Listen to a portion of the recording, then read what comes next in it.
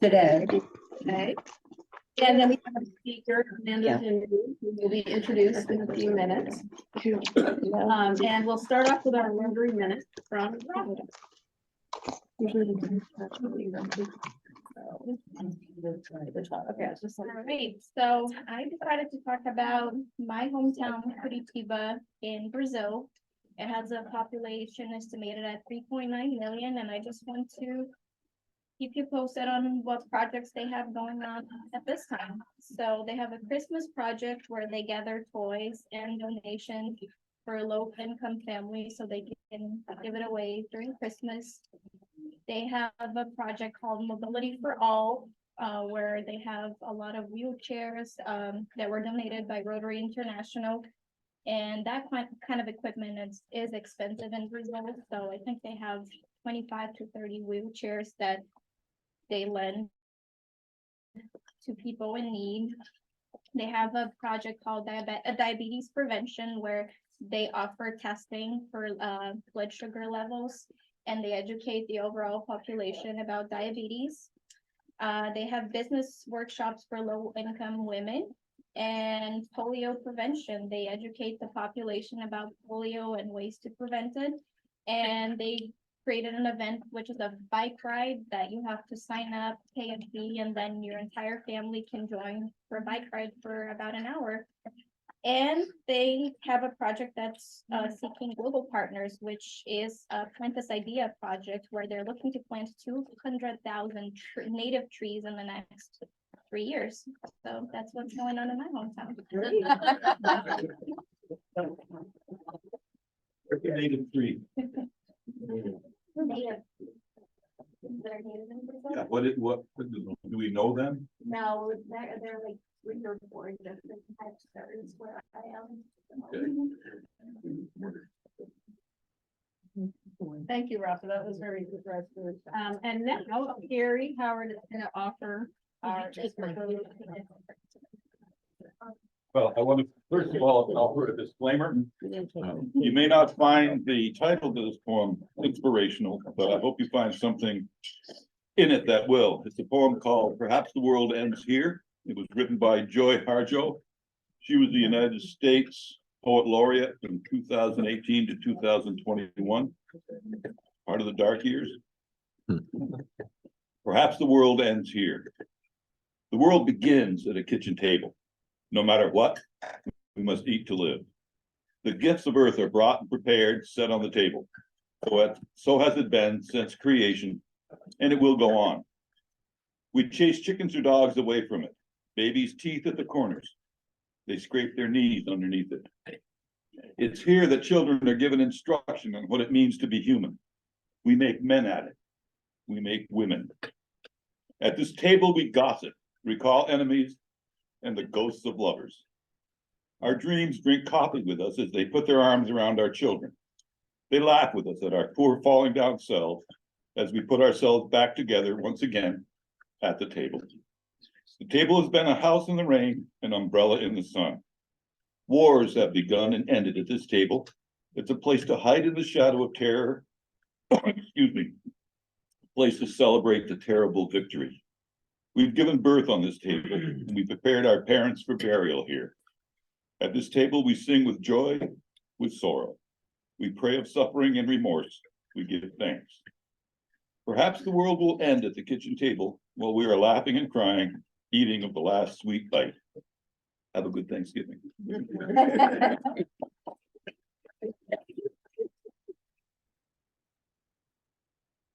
Thank you, Gary.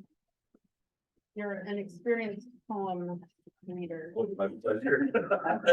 My pleasure. Thank you. We have a few announcements before we get to our speaker. First off, in case you didn't know, we will not have a meeting next week.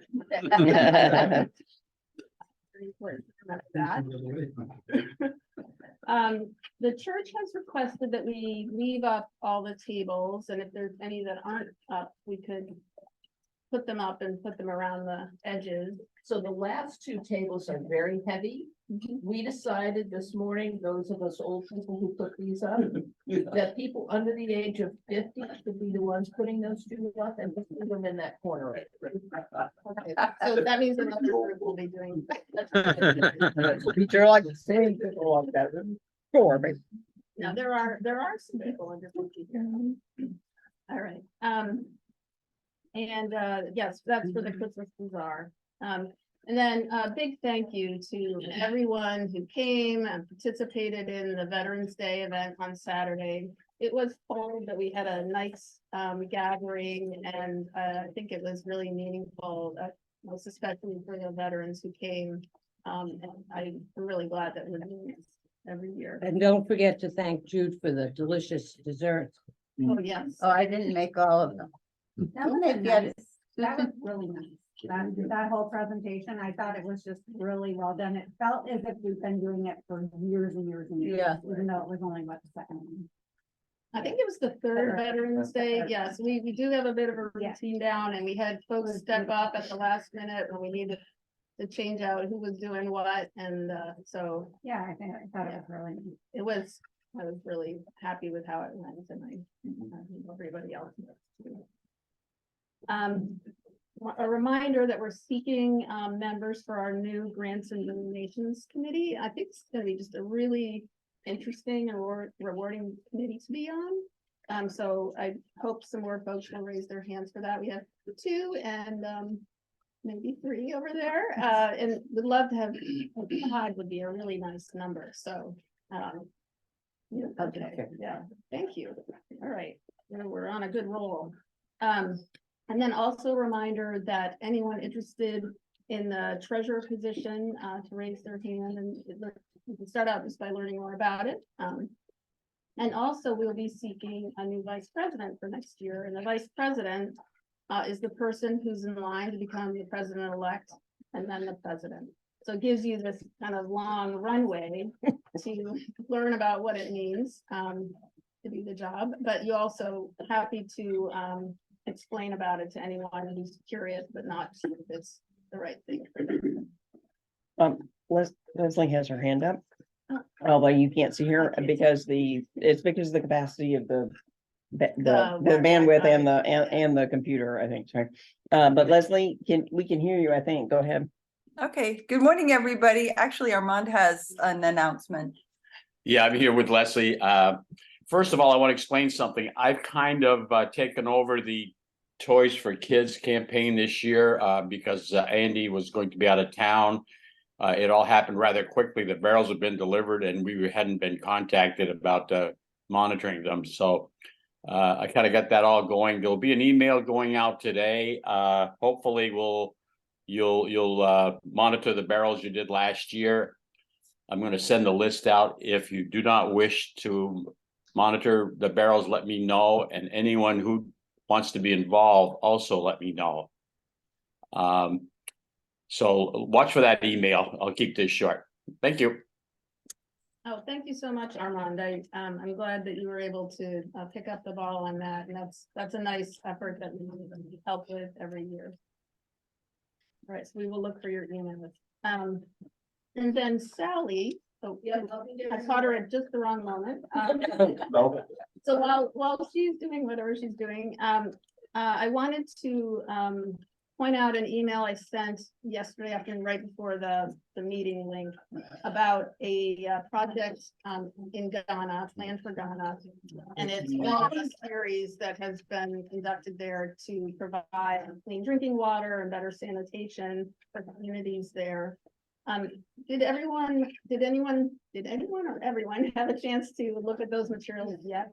I know I sent them out at like 5 o'clock yesterday. Yeah. Yes. Okay, so it looks like quite a few of you did. Anyway, the board has proposed to donate $500 of our charitable funds, which we have, we can cover. And then we're also asking if anyone wants to add to that fund so that we can up our total commitment to the project. We have a deadline of December 14th for you to think about that and provide the funds to us, that you can, if you decide that you do want to contribute personally, you can make a checkout, and give it to Jeannie and put in the subject line Donna, so that we'll know what it's for, and then we'll let the project, fundraisers know the total that can be coming from our club. And I'm wondering, what is the general feeling about the project? Is everyone comfortable with our contributing to that? Or would you like a little more time to examine it?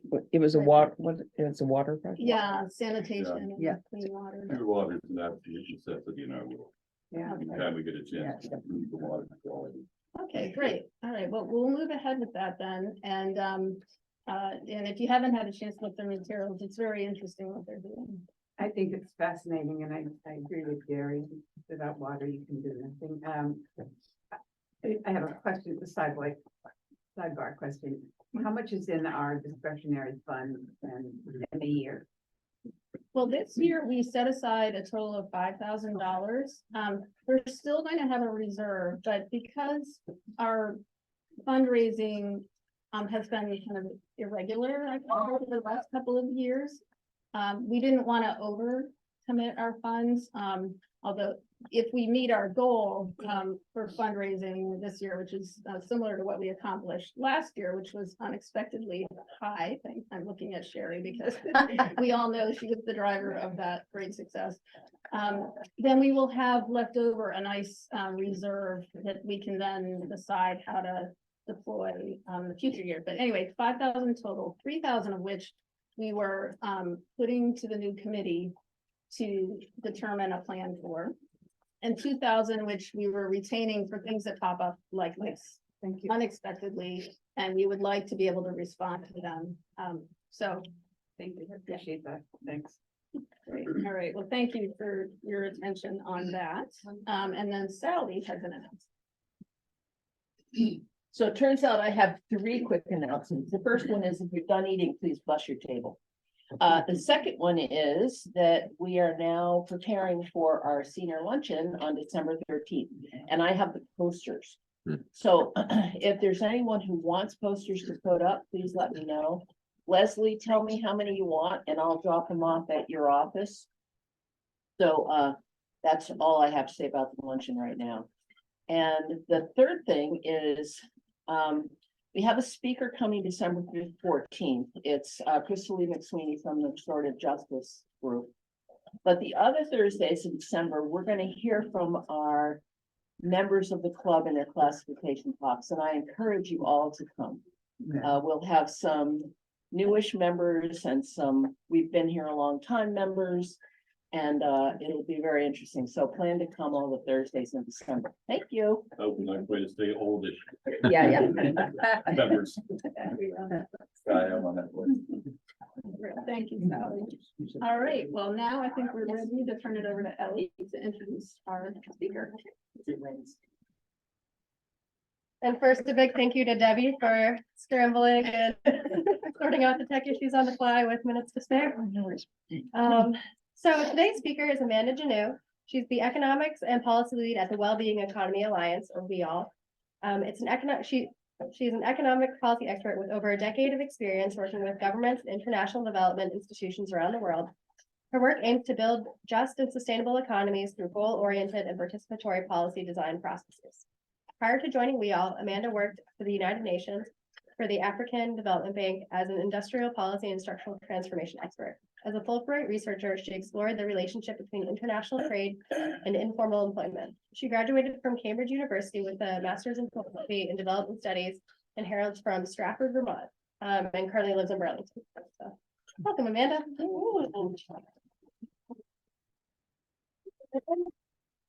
Morning. This is my first Rotary Club. Actually, like a lot, but yeah, really appreciate being here. And I want to just ask for a little bit of forgiveness as I'm getting over a cold, so I have, that sort of just vibe here. Can I direct this, like move it directly on here? Or You can tell me. but Yeah. Yeah, I would just recommend them, yeah. Like this? Or It was working a minute ago. no, it's fine. So I think that Wayne came and spoke to you last week, right? About a bit about the Vermont Prosperity Project. And I think about donut economics a bit and these sort of ideas. So I think there's going to be a really nice segue here. So I just wanted to share a bit about sort of the global movement and organization that I'm engaged in, a little bit how I got into it, and how trying to bring some of these ideas to the US, but specifically the ways in which I'm really excited to be engaging in the work here in Vermont, because I think a lot of the inspiration of why I even joined the Wellbeing Economy movement came from being from here. And I think a really special way that we organize our systems. So I'm sorry, it's, that's okay. it's, It was worse than I know it was. you got it. Yeah. So the Wellbeing Economy Alliance, it's like a global organization. I can turn my computer this Which- way, you can see. You can see it really little. I can try not sharing it.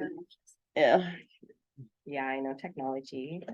well, the capacity of this computer and the capacity of the internet are Yeah. really low. No problem. So WEAll, it is an organization, it's like an alliance of different governments, businesses, academics, NGOs, and activists or change makers who are just really passionate about sort of changing our economic paradigm and system, really moving away from a centering of our definition of progress, just being economic growth, to really focusing and centering social and ecological well-being as our new North Star. And I sort of came into this space. I grew up in Stratford, Vermont, as Ellie was saying. And I grew up really going to the town meeting with my parents every year and witnessing, you know, everybody discussing and debating how much money was going to go to the. Oh, perfect. There we go. Yeah, to our townhouse. So yeah, people haven't been to Stratford. Yeah, just watching, you know, everybody in the town debating how much money was going to go to the roads, who was going to be in charge of collecting stray dogs that year, you know, yelling at each other a bit around different kind of issues, normally mud season, or the time. But this was my introduction to politics, and this was my introduction to economics. And so for me, it was definitely a rude awakening when I entered into college and I started studying economics. And I realized that there were a lot of people who thought that the economy was governed by its own natural laws and not by us. And I was like, oh, wow, well, that seems strange, right? Like where did sort of these ideas come from? And on top of it, I like so much of the public seems to be about the economy is the most important thing, right? Like above all else, we have to take care of the economy. But also it seems to be this area that is too complicated or too abstract for us to have any control or opinions on, right? And so this developed my sort of now decades-long love-hate relationship with economics. And so I spent a lot of time trying to understand different economic ideas, theories, but I was always much more interested in actually not how does the economy theoretically work, but how do you actually transform it, right? How do you really change that system? Because I saw the world as sort of this Venn diagram with all of these different social and environmental, spiritual or cultural challenges, and felt like if you could change that part, it could ripple out and improve a lot of the others. And so I love this Joan Robinson quote. She's a really amazing Keynesian economist, but this is sort of my experience that the major purpose of studying economics wasn't really to get any clear answers to economic issues, but mostly just to not be fooled by economists. And so a lot of what I feel like my passion is to try to demystify the economy, to really empower people to feel like they have a right to have an opinion about this and to be actively engaged in this transformation. And so before we even get into the Wellbeing Economy movement, I always want to start with just this question to begin with, which is just what is the economy in the first place? Because we hear it all the time, but it's not always totally clear what it is. And when I Googled the term economy, this was the first image that came up. And I think that this is a common maybe visualization we have when we think about the economy. We think about stock market values and GDP growth rates, maybe some employment figures, but it tends to frame the economy as something out there, abstract, beyond our control. And when the reality is that we are the economy. And so the way I like to describe the economy is that it's just the way we produce and provide for one another. It's a means and a method by which we engage with one another in our natural environment to improve our collective quality of life. And so I think that I really love this diagram because we often talk about the economy and then speak about stock market values or GDP growth rates. We tend to often think the economy is just the business sphere, so business and finance. But if it's the way that we produce and provide for one another, that's just one part of it. The other part is public purpose sphere. So that can be academia, government, NGOs, right? Like organizations and institutions that have a public purpose and are producing and providing something to society on the basis of that sort of motivation. And then really importantly, you also have the core, the care sphere. And that's the way that we provide for one another as friends and families and neighbors and communities, right? Out of motivations of generosity, reciprocity, sort of compassion and care.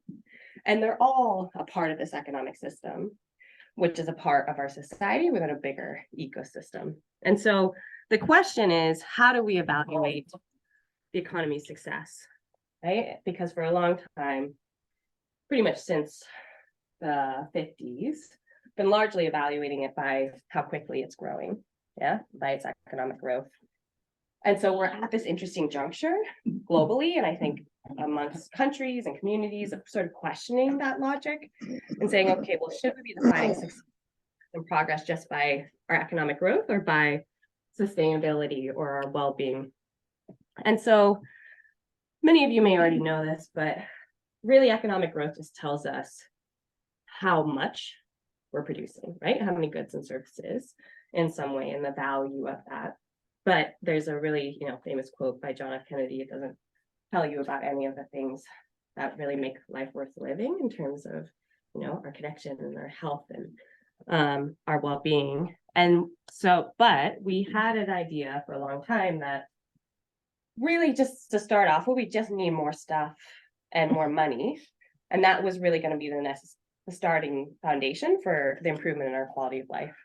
And so we focused on that, and as a result, gotten really good at it, actually, at increasing GDP. And so this is global GDP, and it's just been going up pretty much exponentially. But the issue is that they stopped correlating into the improvements in the quality of life that were expected, and in many ways are leaving us worse off. And so I think particularly right now, when we think about like the climate crisis, the mental health crisis, right? People's increasing sense of loneliness and isolation. Think about the inequality crisis, all of these different things. We start to realize that so many of those are being driven by our current economic system, which is designed to view those as externalities, right? Like as not really core parts of the system itself. And so what's sort of encouraging is that people are catching on to this fact and they're starting to really call for change. And globally, the majority of people, over half of people worldwide, believe that the current economic system is doing more harm than good. And even within the United States, people are really, vast majority think we need total reform of our political and economic systems. Like this is not working. And on the hopeful side of not only just recognizing the issue, but seeing the solution, 68% of Americans think that the economy should be working in a way that's works in service of people and planet's well-being, as opposed to just profit and wealth. And that's like a big shift. Yeah, that's a big shift of the understanding of what the purpose of the economy is and how we should be evaluating its success. But that's sort of at the heart of the well-being economy movement. It's about this recognition that like people and planet, we have to stop treating them like they're here to serve the economy and start treating the economy like it's here to serve us. And so I think coming out of the financial crisis, there was an opening and there was a lot of new economic ideas that started to emerge. And then since COVID, I think there's been a settling and a real reflection in values and like, what's the purpose of life and what do we actually really want to prioritize? And so those two phenomena together have led to a sort of quite rapid acceleration of this movement. And so for us, WEAll started about 4 or 5 years ago. But the idea was to bring together a wide range of actors and to start with a different vision of evaluating our economy by its capacity to deliver on the things that truly matter most.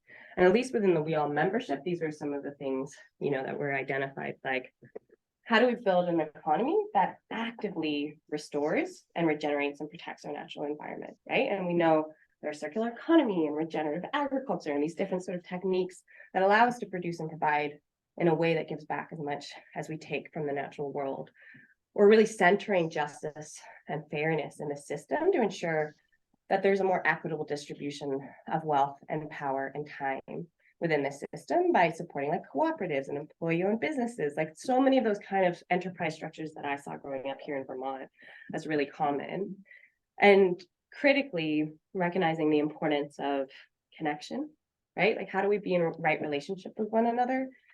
Because I was only gone for, I don't know, I left for a little while and somehow Amazon took over this entire country. Yeah. And I feel like we're increasingly don't have any reason to interact with people. Like, yeah, and that's such a huge part of what makes us feel, yeah, our own well-being. And then participation is really important to me, again, on the town meeting basis, right? Because I think the shape and form of corporate globalization has made us feel like we don't really have a voice or power over our livelihoods or destiny. And so there's a need to sort of relocalize economies so that we have, it's a reflection of our unique geographies and culture and context, whilst also remaining, interconnected as well. And so our philosophy at WEAll is the process you use to get to the future is the future you're going to get. And so a lot of our current economic thinking has been designed very top down by a lot of like economic academics and elites and, different sort of actors. And I think that whenever you have a top-down strategy, it does a really good job of splintering us and dividing us and separating us across a lot of different lines. And so for us, it's less about focusing on the theory or being a think tank or focusing on that as doing the movement, connecting people across all of these different walks of life and silos and areas, and building sort of mass push to change our approach to economic management design. And so this is our theory of change. It's all about what we call building a power base, right? Like trying to build that movement by connecting and convening people together and amplifying the ideas and the initiatives that are out there. And for us, it's really important to feed that power base through new narratives, which move beyond critique of the current system and really center a hopeful alternative. And I think that's been something that's been really powerful for folks, because I think we focus so much on the issues. And when we see that there are real examples in real time of a different way of producing and providing things that are aligned with our objectives, it brings more people to the table. And then around knowledge, I mentioned we're not really a think tank, but it's about demystifying a lot of these ideas, getting away from a lot of the jargon and making them more accessible to a wider audience. And so this is like in our movement, there's so many different terms. And so we see this movement as coming under a lot of different banners.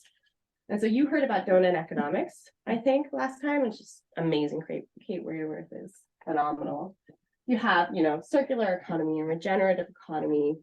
Solidarity economy, I think, is something that's talked about more here in the US. There's a lot of that discussion. That's really around how do we change ownership systems and really center principles of cooperation and solidarity. The core economy that I was mentioning around recognizing the importance of non-monetary dimensions. Common good economy and many other that are working to evaluate business in a different way by its contribution to social and ecological goals. And so we have people who come under a lot of these banners, and what we try to do is just illustrate that they're all part of this alternative system. You don't need to like pick and choose, but you can see what resonates with where you are. And to connect in and to welcome in people who come from a lot of different starting points. So we have a lot of members who will join from like environmental starting point or mental health, public health, inequality issues, but they feel like they're dealing with the symptoms of the system and they want to sort of move upstream and change the drivers of that to begin with. And so we try as much as possible to sort of call in as opposed to call out. And one thing that happened kind of organically out of this was the development of hubs. And that's where, like in a specific place, members have come together. And so one of them is like here in Vermont. So WEAll is a part of the Vermont Prosperity Project. So to try to think about how can we bring some of these concepts and ideas here, but also to amplify the work that's happening here into the global space as well, and to inspire others in terms of what, an alternative system can look like. And one of the things that we've helped to develop is the Wellbeing Economy governments. And so all 6 of these governments have developed alternative indicators of progress that are not based in GDP, but are based in social and ecological well-being, and have been working to reform policy design and budgeting processes, et cetera, to align and their economic system with those goals to varying degrees, I will say, of progress to date. But my favorite example is from Wales. I'm going to mention this because we brought Sophie Howe here a little bit ago. And so Wales, in the UK, went through an amazing process of asking all of their citizens, what kind of Wales do you want to leave for your children and grandchildren? And on that basis, they identified these 7 well-being goals.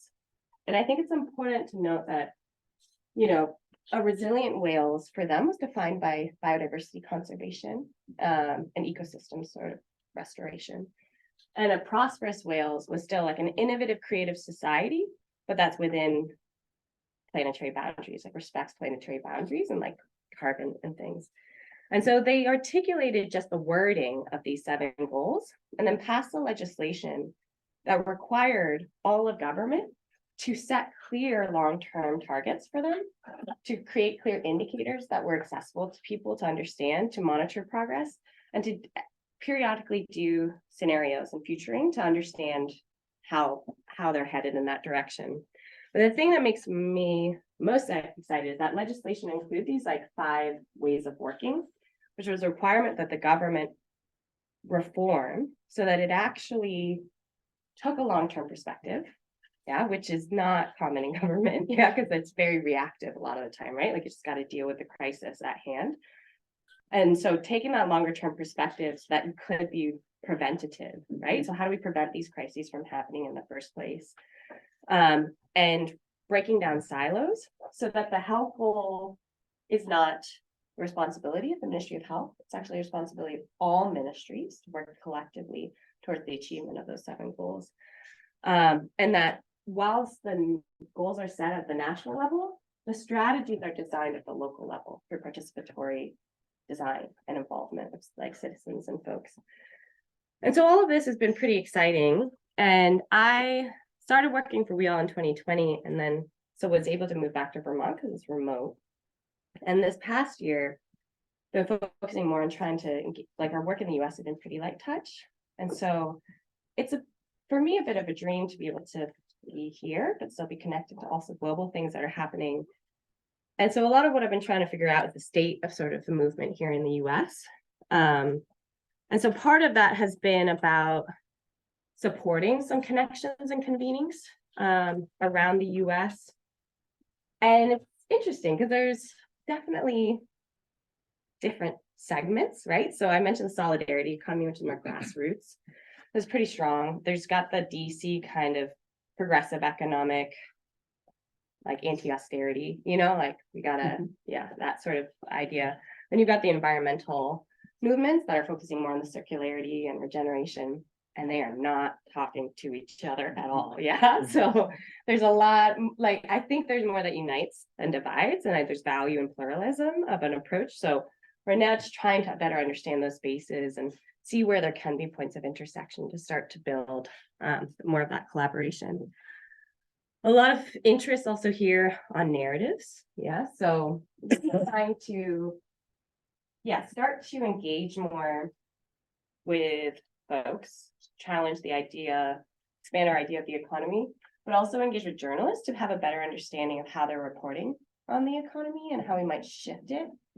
Because all of you probably listen to NPR and Marketplace, and how different would it be, right, if we reported on the economy not every day in terms of stock market values, but in terms of its contribution to reduction in CO2 emissions, or its ability to ensure everybody has the foundations needed for security and dignity. And so then part of this was also about seeing if there were opportunities to build hubs here in Vermont. And so we have one in California And in Vermont, what was nice is it was sort of like we all could join in and connect in with a lot of other organizations that were interested in these similar ideas to build the Vermont Prosperity Project. And we all hub in Puerto Rico, but I think that what was more exciting even is less about WEAll as seeing how many similar kinds of initiatives are happening around the US. So the criteria we were looking for is there a multi-stakeholder collaboration that is centering a vision of like social and ecological well-being that then leads to a different kind of economic strategy, right? In some way. And is it founded in principles of like democracy and participatory process? And on that basis, we found some really incredible coalitions. So two I love are from Alaska and Hawaii. So there's the Just Transition Alaska Alliance, which is really centering actually indigenous values and worldviews, and because they still have a lot of those practices as well around like gift-based and regenerative, but also connected in with things like renewable energy, right? Because Alaska is it's driven a lot by oil and gas right now. And similarly in Hawaii, that's been centered more indigenous like sort of worldviews and focuses. Washington State is probably the one we should be looking to. So they have gone through an incredible process and the government's really on board, of bringing together the climate movements and the economic justice movements and having a participatory cross-sector process of building their economic strategy to what they focus on is eliminating poverty, right? And also achieving climate goals. And there's a great woman, Lindsay Morgan, who is in their chief innovation officer. And I had a chance to meet with her, and they should know, I think next week, but they are preliminarily agreed to have $3 million for a citizens assembly. So to bring together 100 randomly selected sort of citizens to really develop the core strategies for moving forward around climate and economic justice issues. And so that's all really exciting. And so there's ones in Appalachia and obviously Vermont and Massachusetts. And so part of what I'm hoping is that we can connect in and learn more from both the successes, but also challenges of doing this kind of work. And then for me, because my background's in policy, I'll sort of just end by sharing a big part has been to sort of raise awareness and interest about these ideas amongst US policymakers. And so one way we did that here in Vermont was to bring Sophie Howe, her role was as the Future Generations Commissioner in Wales, and was created out of that legislation I mentioned. And her whole job is to represent the interests of generations who have yet to be born. And so she came and met with some legislators here in Vermont and sort of shared a bit about WEAll's journey to inspire some thinking around that. Connected the US government with the Canadian government to get a sense around their process for developing their well-being framework. In New York City, it was like connecting with the Scottish government because they're really interested in the sort of participatory process of defining this. And so just, trying to bring these ideas, see what's sort of possible, with the aim of ultimately answering these sort of questions, which to be honest is not aren't clear answers for, but like how can we, my question here is in Vermont, like how can we go through a participatory process of asking similarly people to define their long-term vision for Vermont of what really matters in terms of well-being in social and environmental terms, and to have that be a starting point for then really expanding our imaginations of how we would want to structure or redesign our economy, which parts of the economy we see as supporting already those kind of goals, which parts do we see as being in conflict with them so that we can support that sort of systems transformation. Because a lot of times policies obviously are here to maintain, right, the current system, and there's a need for some transformation. And how do we do this all in a way that is really unique to us in our context, like recognizing our unique culture, but doing it in a way that builds on things like the town meeting through very participatory and people-led processes. And then, of course, how do we hold humility throughout the whole process to recognize that there's just as much to learn through failure as there is success, so we can keep sort of figuring out what works and what doesn't. And so I'm just psyched to be back in Vermont. Looking ahead, one of the things I really want to do is to try to showcase, right? Like a lot of our unique business structures, community, sort of care models, the regenerative practices I think we have here and connection to the natural world.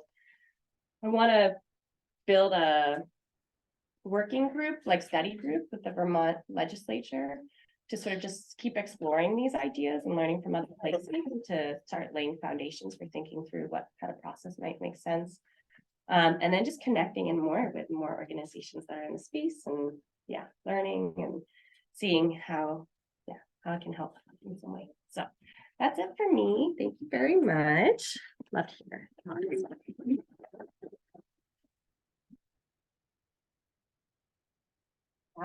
So you talked a lot about participation Mm-hmm.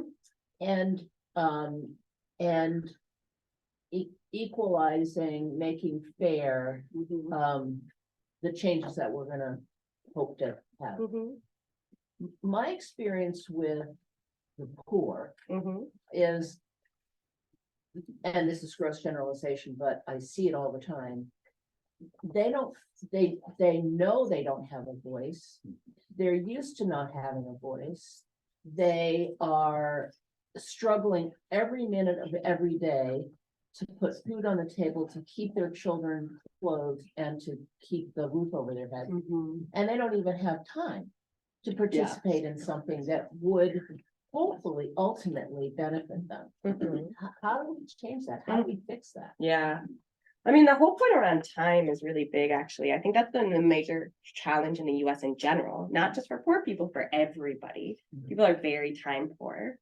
They don't feel like they have enough time for anything. Yeah. So I think part of that's itself a struggle for collaboration, right? Of feeling like you have space to try to initiate things with other folks. But I think one of the things, and this is true, like often if you just like town meeting now, that who participates in it are often people who are like retired or independently wealthy, right? Like who can afford to participate. And that itself, that's not real participation if you're just like whoever's able, right, to come. You have a really big self-selection bias that's there. And so this is partially where, this is why citizens assemblies are starting to be a thing. It's sort of like jury duty. Yeah. So you get people, you get a cross section of society to come together, dedicated time, provide them some remuneration for their time, and provide expert inputs along the way as questions emerge through that process. I think in Vermont, we do, because we have the town meeting structure, I think part of it is about ensuring that you are providing childcare and, like food and other sorts of things that allow people to have the sort of space to participate, and also providing remuneration for the kind of strategy work they're doing, right? And so we really value that input and redistribute, I think, some of that planning back to the town level and give them the resources so that they can, provide compensation for folks to do that. I think that's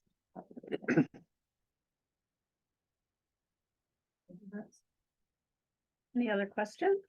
Just a question, hearing phrase time for and your work around economics and how those two things relate. Just any thoughts about that and the work that you've done? Yeah. Relative to mindset around economics. And the way we treat our time. Oh my goodness. So this is like one of my favorite things because it gets really philosophical too. And I'll just share a story. So I was doing a project in Lesotho with the German Development Agency. And those two cultures, first of all, yeah. So the Germans are really obsessed with time. And we were doing a training, and the woman who was doing the training kept getting really upset that people were showing up so late.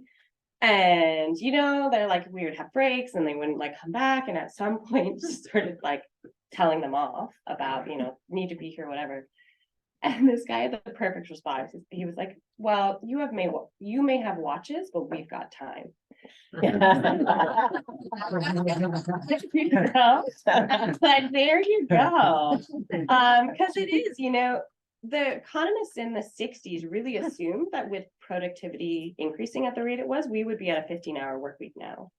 But the thing is that the most productive countries in the world, people work the most. Yeah, so there doesn't matter how efficiently we're producing things, we just keep working more and more. So this is where I'm skeptical of like the tech sort of like, oh, we should keep investing in tech, that's going to liberate us in terms of our time and capacity. Theoretically, it could, but it doesn't seem to be the way that it's happening. So I think there's something of a bigger values also shift, right? That needs to happen around one, how much is enough? Yeah, because I don't think we really have that concept in this country. At least for me, I think ambition, you know, and like always just going for the next thing. And then also prioritizing that people have those foundations that they need, right? We're valuing this by like, do you have the basics that you need to like live a life of comfort and dignity in some way? Because I think then that opens up the space for people to have different sort of creative pursuits and more time to do things so they're not working like 4 or 5 jobs just to get by. So. Are there any questions on the? Well, let's. We're gonna get rid of this. Bye-bye. Anybody on Zoom have any questions? I had a question. So, this sounds great. There's an old saying, which I'm sure you've heard, no margin, no mission. So some of this stuff is gonna cost some money. So where does growth fit in all of this? I think the point is growth of what and why. Yeah, so I think because we have treated the economy as an aggregate thing for so long, we get caught up in this idea that everything needs to grow just as quickly as possible. A lot of the things that are growing are not contributing to our well-being or degrading the environment. There are other kind of activities that we would want to grow more. And so I think a lot about, because I think sometimes there's a great quote by Gus Beth, who was in Vermont too, around like, why does it seem easier for us to imagine an entire environmental apocalypse than a different economic system, right? Like our imaginations when it comes to the economy for some reason are super constrained. And so the idea that, you know, we could really have a ton of people working in like rewilding and regenerative and, you know, like sort of activities is not so crazy when you consider that the market for military weapons, which are inherently destructive, they don't actually, you know what I mean, positively contribute things, is created, right? It's been created by the government and by that sort of demand. And so I think that's about the priorities. Like, what do we really want to be encouraging and rewarding in terms in our society and growing, as you say? And what are the parts we also need to allow to decline so we have the energy and resources to reallocate accordingly to? It just almost feels probably overwhelming because the rich, the super wealthy kind of control the economy, you know, corporations and individuals, the Warren Buffett's, you know, and it just feels like, how are you ever going to even initiate change? Never mind really hold on to it, because of that top percent. For sure. No, and I definitely, you know, all of us, I think, struggle with this feeling of like how, and that's part of the powerlessness I think a lot of us are feeling nowadays around this sort of existential crisis we're facing, and not clear how we can do anything about it, because it's not untrue, right? Especially if we look at the global level. Every single industry in the world is now controlled by less than 5 multinational corporations, right? In terms of it being dominated by like less than 5. And that's crazy, right? And scary. But then you do have hopeful things where at some point I was like, okay, so if we just accepted that the global economy is governed by multinationals, and then we passed this global minimum tax standard recently that requires all, no matter where multinationals go, there's going to be a 15% tax, right? To sort of stop this race to the bottom. And also when Sophie Howe came, I think what can be inspiring is, you know, it's a small like nation, right? Within the UK, and it's seemingly like, what can that country do? But Wales has now become an inspiration for the UN, for a lot of other countries, for communities around the world. And it's like, yes, we can't necessarily control all of the external factors, but we can also inspire beyond ourselves to the national, and especially here in the US is so much of the problem worldwide. Yeah. So I think if we can do some things here in Vermont that set a different precedence for the US, and that changes, that would just be so incredible for everybody in the world, honestly. So yeah, I wouldn't underestimate what we can potentially do and how. I guess I struggle with it because, I mean, we all know Bernie Sanders has a big voice and doesn't hesitate to speak up, but he doesn't seem to be, you know, cracking the nut, you know, as far as the whole rest of the United States goes. Yeah, So, yeah. I mean, and I think that's for me, like, I wouldn't want to work. I work some with the federal government, but I wouldn't want to be on DC. That seems like a very difficult thing, right? But it's also whether or not, to this point, I mean, the vast majority of people think our political process system is broken and our economic system is broken. So it's coming, yeah, like it's on the left and the right. Nobody trusts the government. Yeah. So I think the thing is that like there will be a call for reformation. There is already a call for reformation around the system. And I think it's just about being clear of like how do we want to be engaged and inspiring the kind of change and the shift that happens, because it's not given that it's going to be a good one. Yeah, I think it equally we're seeing around the world, like the response to this has been equally fascist as it has been more collectivist, right? And so there's, you know, we are in a moment of transformation and it's scary, and it's, you know, you want to hunker in and sort of protect what you have or to be part of that sort of transformation and see what happens. Yeah. thank you, go you. Thank you.